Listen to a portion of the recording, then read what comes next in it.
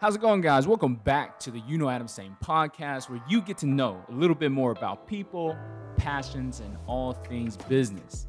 Today, I have the pleasure of interviewing DJ Kamm of the mighty 107.9 radio station out of Valdosta. Yep. Fantastic. Well, welcome to the show. Thank you for having me. Absolutely. Yes. Glad to have you here. You mentioned that we have met before, but we have never officially sat down We've never officially sat down and spoke. So this is the first time. Okay. So I hope you don't think I'm dull. No, of course not. I could tell by the energy when you brought into the building that it's something different. It's early too. And it's crazy. Like I'm only here this weekend because I had to DJ a 40th birthday in Savannah. Okay. So I literally left from there last night, maybe around almost 1. Okay. So I got back here to Statesboro, maybe about 2-ish. Okay. Maybe went to sleep like 3:30, almost 4, because you got to kind of wind down a little bit. So to be up right now and alive and active. The hustle is real is what I hear. It's very real. It goes on and on. Like on the norm, I probably go to bed maybe like 4 o'clock in the morning. Okay. Yeah. So tell me a little bit about kind of, I guess, how you initially started DJing and how you got into this industry, because it is a very demanding industry, if you will. It is. It is a very male-dominated industry. There are a lot of male DJs. To be a female DJ and to be in this industry, you have to come harder than everybody else. So to answer your question, to start off, I have a cousin, DJ Cheese. Okay. Straight out of New Jersey. Shout out to DJ Cheese. Love you, fam. I went to go visit him. Gosh, I maybe was like 16. Okay. So I was like 16. My mom is from New Jersey. Okay. So she used to throw like family block parties like every other year in New Jersey, like in the projects that she used to live in. Okay. So we went and she had him DJ. And up north, like they play a lot of house music, a lot of dance music. Down south, we don't really hear that type of stuff. You hear the Little Baby, stuff like that. Up there, the vibe is just intense. Like everybody is dancing. Okay. Everybody. There's not one single song. I don't care how hard you are, like, or anything. Everybody's dancing. And DJ Cheese just grabs his audience.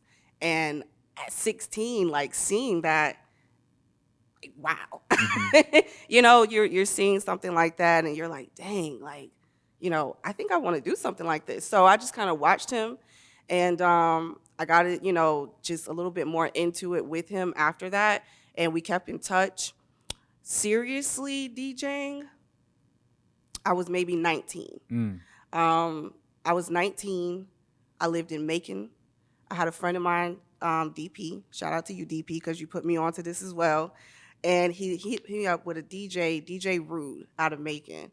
And he let me kind of work with him for maybe about 2 weeks, but we clashed. Me and the DJ clashed. On what? We clashed because I was still, I was fresh in college. I'm not from Macon. I didn't know anybody. DP was the first person I ever met. So it was like I had to focus on school. And it was like, hey, man, I have, class at 8 o'clock in the morning. At this time, I'm not used to this life. So it's like 3 o'clock in the morning. I'm like, okay, man, I got to go to sleep. I got to go to sleep. And he's like, well, school will already be there. It'll always be there. Focus on this. And how do you tell your mom that? She's helping me. So I can't tell her I'm, ducking classes to go DJ. So I stopped after that because the scheduling just wasn't working out. I picked back up maybe a couple of years after that. I moved back here to Statesboro with my mom, started going to Georgia Southern, and I met up with some DJs outside of Savannah, DJ A-Rod, DJ Mike Fresh. So at this period of time, how deep did you get into the DJ? How were your skills? Not great. Okay. They were still so early on. Yeah. They were showing me my cousin, he showed me stuff, but I didn't have equipment then. Okay. It was just visual. Sure. It was just something that looked like, oh, this looks cool. It looks fun. Sure. I want to do this. But I didn't do anything. And even with DJ Rude and Macon, I still didn't have equipment. Okay. It was just me going to his studio. And helping. Yep, working Okay. with his stuff, learning how to scratch and stuff with his equipment. Mm. So it was me learning off of their stuff. Mm-hmm. I didn't really even officially get DJ equipment until 23.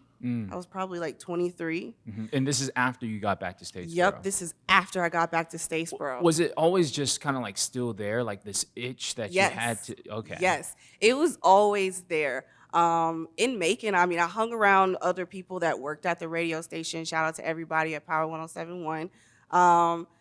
DJ Protege, you know, I'm going to drop names right now. Like, everybody, thank y'all for helping me. They put me onto that scene. Okay. They put me onto the DJ scene. I hung out with a lot of DJs.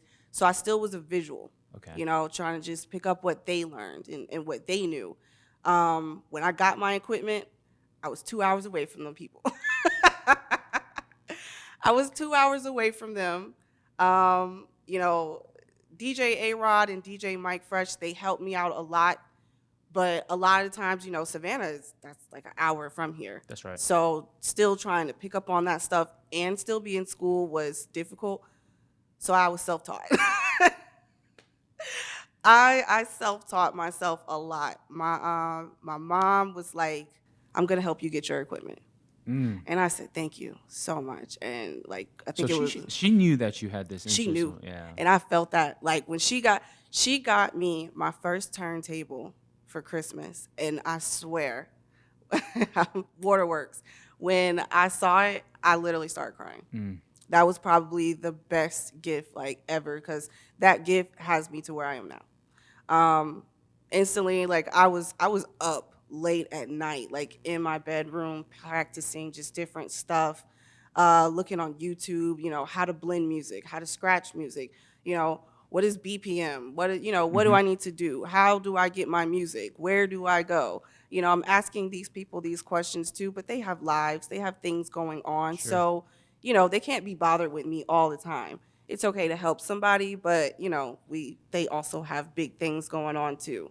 So, the first time I DJ'd a party, I was just thrown out there.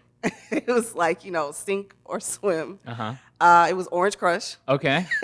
Familiar with that? Yes. And so if people aren't familiar with that, Orange Crush is a huge beach event that was in Tybee. It's a big deal. It is a huge deal. Huge deal. So how did you, I guess, like, how do you go from, you know, kind of like just bedroom scratching to all of a sudden, like on the beachfront? So A-Rod would have like where he would have the starting off DJs, basically like rookie DJs, we would open up for him. Okay. So he knew I had been practicing. He knew what was going on. Him and Mike, you know, they knew. They said, you know, you're a good DJ. Yeah. But you don't really know. You know, Sure. you're thinking, okay, they're just being nice. Uh-huh. You know, it was Orange Crush. It was this party like downtown Savannah, and he was like, all right, go ahead. You know, got my stuff. He already had his stuff hooked up and everything. So I'm like, okay, now I got a DJ on his board too. So I have to learn how to use your stuff. I've been using my stuff this whole time. I have to learn how to use yours. Sure. So he was like, all right, I got to go outside real quick. I was like, okay, seriously? So you're just going to leave me here with these people and just be like DJing? I had other DJs up there to try to help me like kind of figure out what was going on. But because he's DJed so long on his board, like some of the knobs were stuck. Yeah. And he knew how to, you know, work it. Work it, yeah. Man, one of the songs, I had a song playing. Then one of the songs just went off. And I could not figure out how to get the other song on. It was like it had 4 different knobs going on. And I was like, what do I do? My controller was just a basic starter controller. Sure. It just had 2 knobs. Sure. That's it. Left to right. That's it. That's it.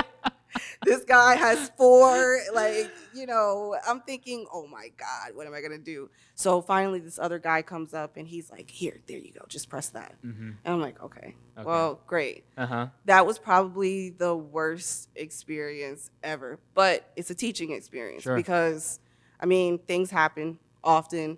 A lot of times it's like acting. It's like a play. So nobody knows your lines. If you mess up, you know, just keep it going. because they're not going to know. Mm-hmm. They obviously knew I messed up because it was off for a little second. But, you know, it was like, okay, we're having some technology things going on right now. Just kind of bear with us, you know, it'll work out. But that was definitely How did it feel like? So how long were you on for? Oh my God, it felt like I was there for like an hour. It probably wasn't even that long. When he came back inside, honestly, that was years ago. That may have been like 20, 30 minutes later. I was like, hey, here you go. Yeah. You can have it back. Yeah. Like, I'm good, you know. Let me practice this a little bit more. Sure. And then let's do this. They still kind of put me on with a lot of different events after that. It was, you know, different things like, oh, we have this party that's in South Carolina. We can't do it because we're double booked. Do you want to go do it? Sure. Sure. You know, that's extra money. I'll take it. I'll drive to South Carolina. That's okay. You know, the exposure. It's Savannah State homecoming. We need you to open up for us to do this. Would you like to come? Sure. Great. You know, yeah, Savannah State homecoming. That's fine. Mm-hmm.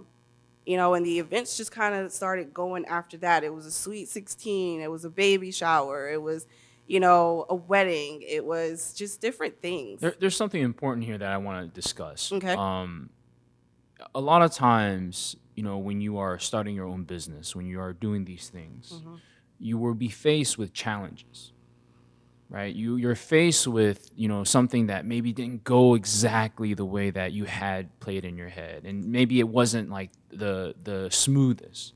What made you continue to push?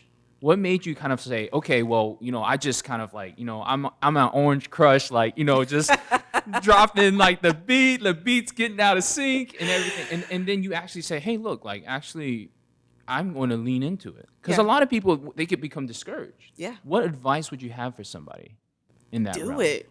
Just do it. To answer your question, the people that I know that didn't believe in me are the people that kept me going. You know, it was the people that was, you know, oh, you only want to DJ because you want to be in the clubs. Okay, I don't even club like that. Even now, even as a DJ, if I was to go out of town right now, we don't go to clubs. You know, I may go to a lounge to just chill. I'm big on eating and drinking and going home to sleep. I'm almost 30. I don't have time to be out. I'm out until 3 or 4 o'clock in the morning because I'm working. Sure. I'm getting paid to be there. Sure. But if I'm not getting paid to be there, no. Mm-hmm. But it was the people that did that. It was the people that didn't really believe that this was something serious that I really wanted to do. It was the, you know, the times where I felt like, well, gosh, I really don't know if I can do this. Like, I know I'm getting a little bit better. Sure. But, you know, what am I doing? Like, Kamala, what are you really doing? Like, I would really have to have those type of conversations with myself sometimes, because I would really feel like, okay, I see all these different people, you know, progressing. Like, I've been with, you know, with okay, for example, DJ A-Rod and Mike Fresh, you know, starting off with them in these clubs. We would be in the smaller towns, you know, Millen or Pembroke or, you know, Richmond Hill or something, you know, Ridgeland, South Carolina.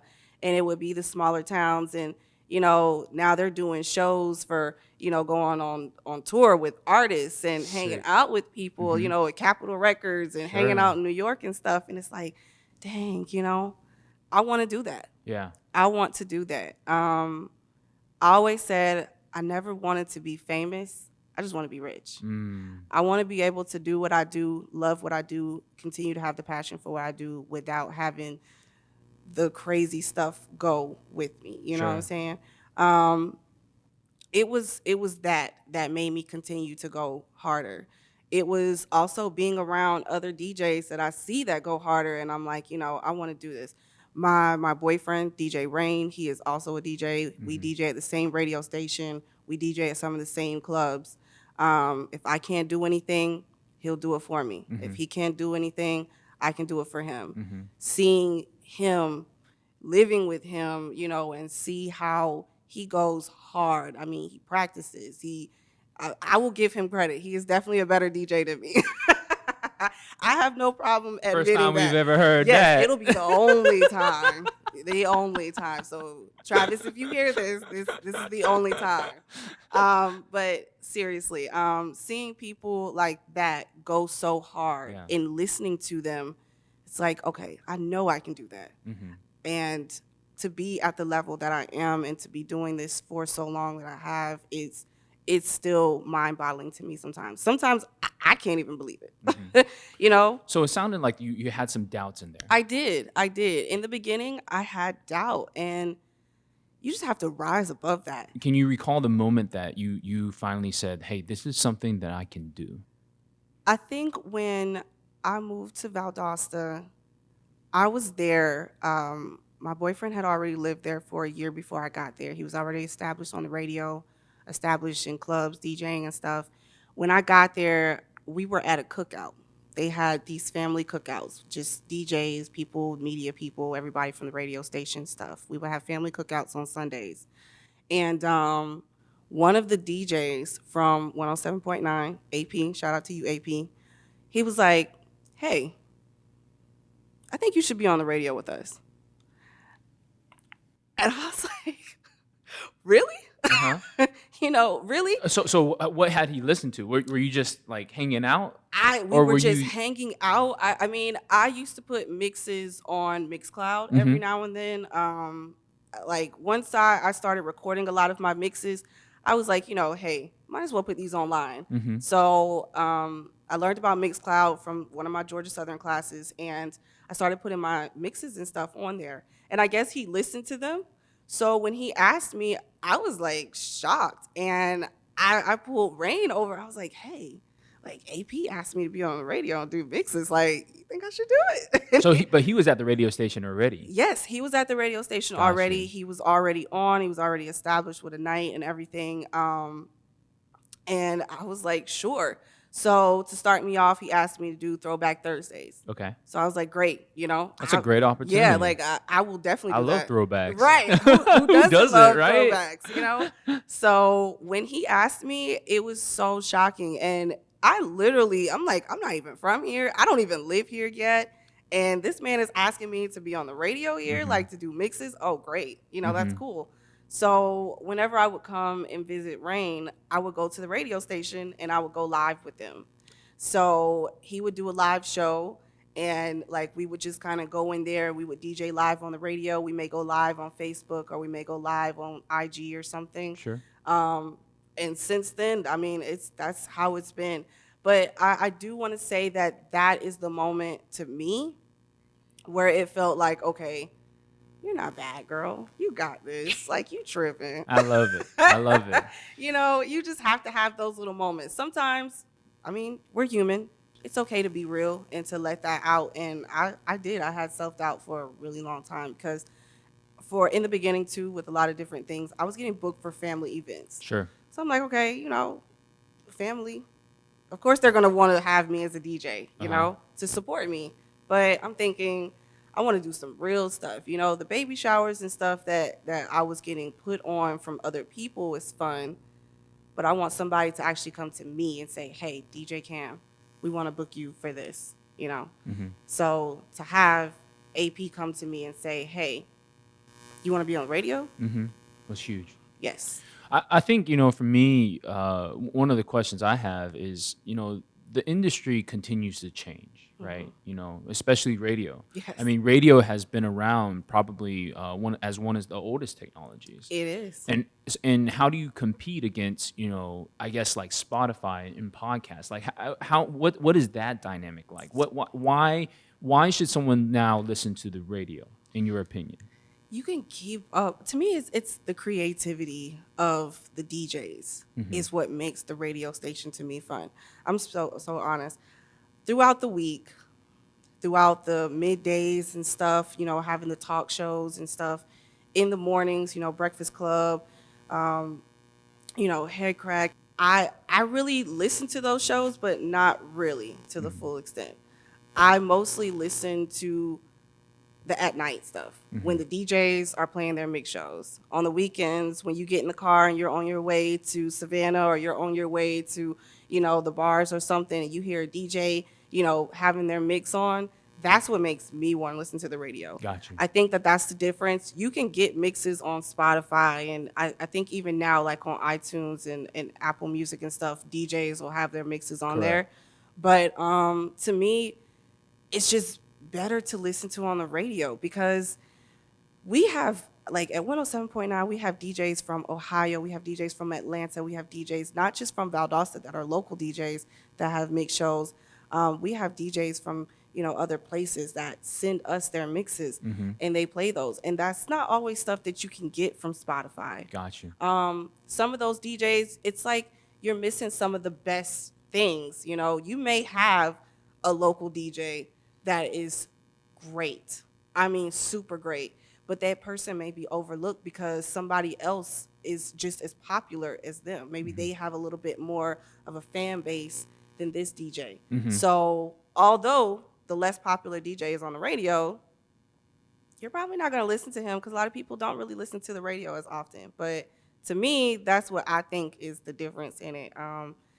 It's just being able to listen to more of a variety of DJs. Like, I love going to other cities and turning on the radio to try to see what their DJs are playing. I guess every city has a different flavor, if you Yes. will. Oh my gosh. Yes. If you come to Valdosta, you're gonna get. So I'm probably like 10 minutes from the Florida state line. Okay. So you're gonna hear a lot of Florida music. They call it Jockey music, stuff like that. You're gonna hear a lot of music like that.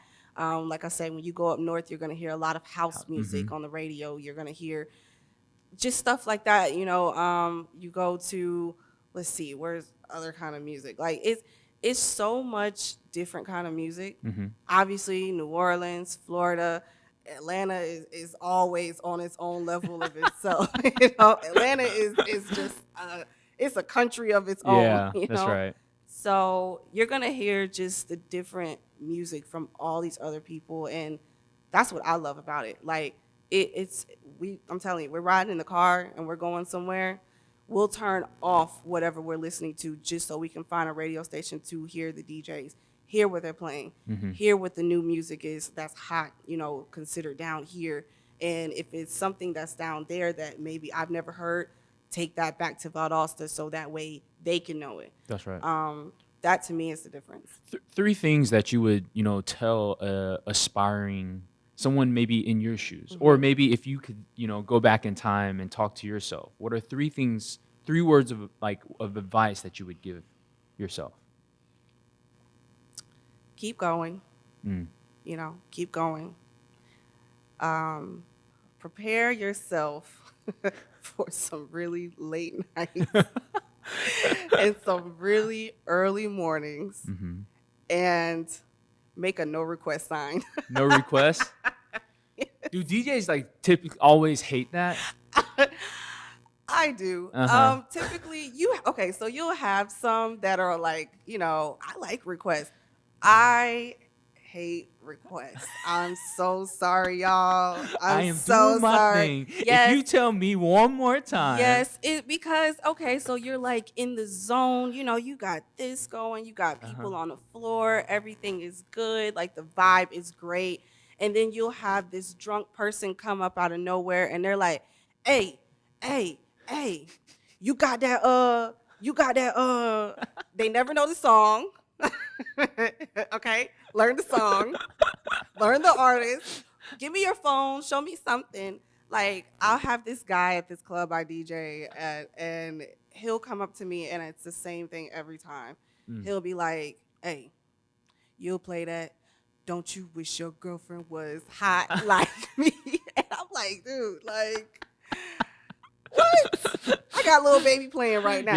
How am I supposed to play Pussycat Dolls right after Lil Baby? Right. This isn't that type of environment. That's right. I think the biggest thing with that is that a lot of the times people don't realize that stuff that they may like may not be what goes with the crowd or what other people may like. That's right. They're not DJs. They don't understand the expertise in that, which is fine. That's not a big deal for me at all.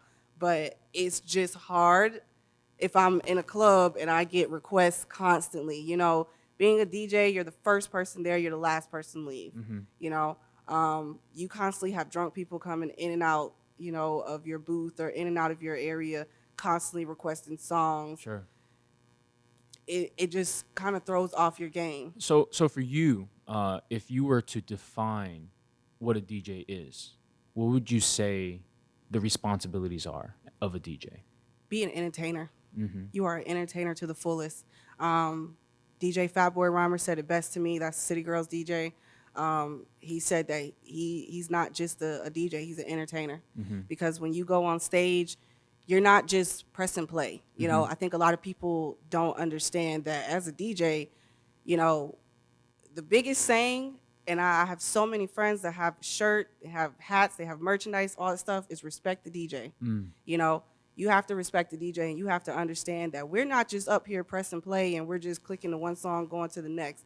We're entertaining you guys. We're keeping you on your feet. The music is the biggest part of whatever you have. You can't have a party without music. That's right. You can't have a party with whack music, because then right. you'll talk about me later on, you know? You're not going to talk about me later on. But you have to understand that we're doing our job. It is a big deal, you know, being up there in front of a crowd full of people, and you are trying to look for this song, that song, and you know this song fits well with this song, and it blends well with that song. That beat goes great with this, and, you know, you have to understand that we're up there making magic happen. That's right. You don't see what's going on in there, but we're up there, we're making magic happen. We're keeping you on your feet. We're keeping you entertained. You're doing the wobble. Maybe after that, you might do the bus stop. I might slow it down to some Chris Brown, so that way you can breathe a little bit. Don't burn him out. Yeah, you know, but you have to understand that we're up there, we're doing a lot. As a DJ, you are an entertainer. You're rocking the mic, you're hosting, you're not just playing music, you know. You gotta talk to people, you gotta keep them up, you gotta do what you have to do. And, you know, sometimes it can be real easy, and sometimes it can be a real tough crowd. It can be a really tough crowd. They have this club that I DJ at in Valdosta. It's called the Amvets. Okay. The first night I DJ'd, the bar manager was like, "You ready?"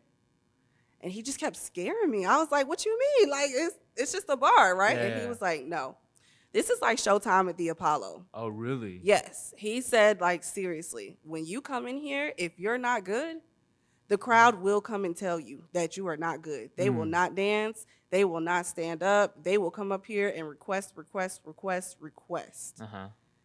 First night, oh my God, like, I was struggling because it's like a veterans post. Okay. So it's an older crowd. You're talking about maybe 30 and up. I'm talking about 30 to maybe 60, 70. Okay. So it's pretty big range, Yes, right? Okay. pretty big range. So you can go from playing like some really old school music, some 70s, 80s music, to maybe after like 11:30, that's when you are dropping like some Gunna and Lil Baby and, you know, all that stuff. So I was just all over the place the first time I was there, and people just kept coming in there like, "Hey, baby, give me something I can dance to."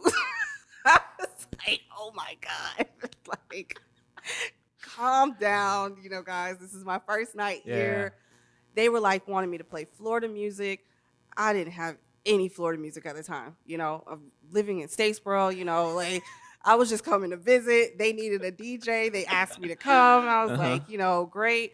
DJ Big Twin put me onto this. Shout out to you, Big Twin. You did this to me. But he got me in there, and he was like, "Cam, you just gotta calm down, just breathe and see." I don't do well under pressure. I don't. When it comes to it like that, I'm like, okay, let me breathe. Let me get myself together. Let me try to focus a little bit more. I tried to do what I could. Obviously, the first night was not great. It wasn't. It took a little bit of time to kind of get myself there.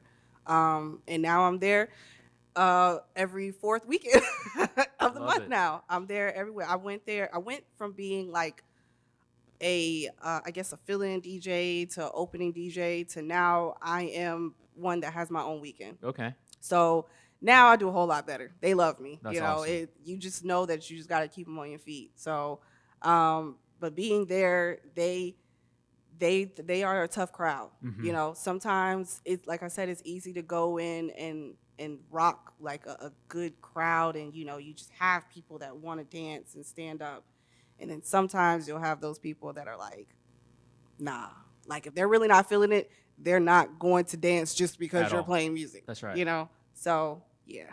I think that's the biggest thing. So tell me a little bit about kind of like the magazine. What are Yes. your responsibilities there? So you have, you know, these gigs, you gig.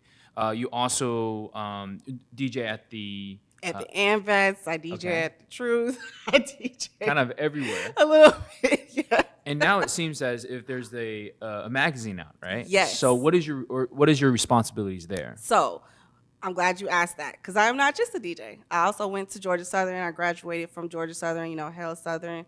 I graduated with a journalism degree. Okay. So I've always been writing. That's always been a great thing of mine. With the magazine, I am part of the everything. I'm basically the vice president for the R Report magazine as well. Okay. And what is the R Report? So the R Report is basically like double XL, but to me a whole lot better, obviously. Of course. So we have a lot of different artist content in there. We're putting models, we're putting, you know, clothing designers as well.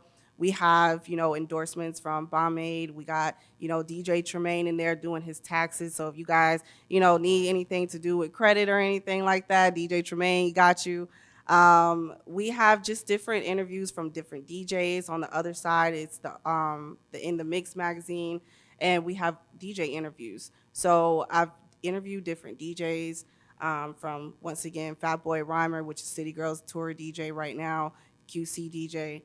We got my significant other, DJ Rain, who is literally almost everywhere in Valdosta DJing. He's DJing at SIP, he's DJing at Crave, he's DJing at The Truth, he's DJing at the Amvets, he's DJing on the radio. Like, you know, the list just continues to grow. We got DJ Big Twin, who's out of Augusta, and he comes back and forth a lot of times to Valdosta. Big Twitch DJ. So COVID happened. A lot of times, you know, the clubs closed. We weren't doing anything. Big Twin definitely took Twitch and made it his everything. And now he's getting booked in Detroit. That's sick. Like from Augusta because of Twitch. You know, that's awesome. We got DJ Tremaine in there. Once again, Tremaine, you need something done with your credit, look for him, man. So the publication is actually throughout all Books A Million. It is. So how does that work? I mean, how do you navigate that? Oh my gosh. So they sent us a book list. We have a book list of all the different stores. We got stores in Ohio. We got stores in South Carolina. We got stores in Connecticut, stores in New Jersey. It's Books A Million. Pretty much is nationwide. And we have copies in all of those. That's awesome. It is great. It is a blessing. Distribution. Yes. We've been working on this magazine for 2 years. Wow. 2 years. Pat, shout out to Pat Gloucester. He is the founder, the creator, the glue, the everything that held this magazine together. Pat, I do want to say this. Pat was battling a lot of health issues, and he still was able to do this magazine with the help of us. It was all teamwork. It was team effort. But Pat put this together, and, you know, he hit me up when I was here in college, and he was like, you know, Cam, I want you to be a part of this with us. He hit me up I was DJ of the month. Okay. So he was like, you know, when he found out that I was a writer, he was like, I need you on my team. I need you on my team, like, right now. Like, not tomorrow, not yesterday, like, right now. So I was like, you know, yeah. I've been helping him do interviews. I've been helping him edit all the interviews that's in here. I've done things in there. I've edited a lot of the stuff in here. To me, this is more than just being on the front cover and having an interview for myself. This is a product of stuff that we've actually worked hard on. 2 years, man. 2 years, and to see this finally come to life, and to be inside of a bookstore, to actually go in somewhere and see you, you know, on a front cover somewhere, you know, and you're able to buy a magazine. That's awesome. That's dope. It is, and it's been a blessing. It has been. DJ Kamm, what's kind of like the future look like? What's next? What's on the horizon? The future, I hope to just continue to keep growing and doing more. We're trying to put out another issue of the R Report. hoping to drop in October. So we're working extremely hard with that right now. We got a whole bunch of interviews set up with DJs and different artists, trying to get different things to be able to put inside this magazine and be able to put this product out in a decent time. Of course, DJing, I definitely want to do more with that, trying to pick up more with that. Now that I'm finished with school, I'm able to have the open availability to do stuff and to be able to travel more, obviously, down here, That's right. to be able to do more. So I really just hope for a whole lot more. Right now, like I said, you can catch me on Tuesdays at 9 o'clock with the 9 o'clock Beatdown, which play a part in the AP on 107.9, for our mix show. You can catch me on Wednesdays. I also have a mix show playing out of Hollywood, Miami, Florida. I'm on there at the V-Town Get Down at 5. Love it. I'm also on In the Mix Radio. Oh, what? You are everywhere. Yes, I'm also on In the Mix Radio on Wednesdays at 9 o'clock. That's also based from us as well. And I mean, like I said, you can catch me in different clubs. I'm a little bit of everywhere. Mm-hmm. I'm a little bit of everywhere. I want to have a mark everywhere I go. I love that. Yes. And how do people keep in touch with you? What's the best way to, Keep reach in touch. out? Yes. So you can follow me on Instagram at _DJ Kamm. That's _DJ Kamm. I'm really big on Instagram. I have a Facebook page, but it's all about Instagram to me. I feel like, Facebook is good, but I have a lot of my aunties and my grandma and everybody on there. So I'm really big on Instagram. You can follow me on there. That's the best way to contact me or anything. Fantastic. Well, DJ Kamm, thank you so much for your time. Yes. It was so fascinating to hear a little bit about how you got into everything. I see great things. Honestly, for me, I appreciate hustle. Yes. Right? And the DJ game, because it's been, it's so easy to kind of like have a controller now, to stand out, to really kind of like put in the time, put in the effort to make something happen. That is really inspiring. Yes. So thank you so much for coming on to the show. Thank you for and having sharing me. your story. Yes. And look forward to everything that you accomplish in the future. Thank you. Cool. As well. All right.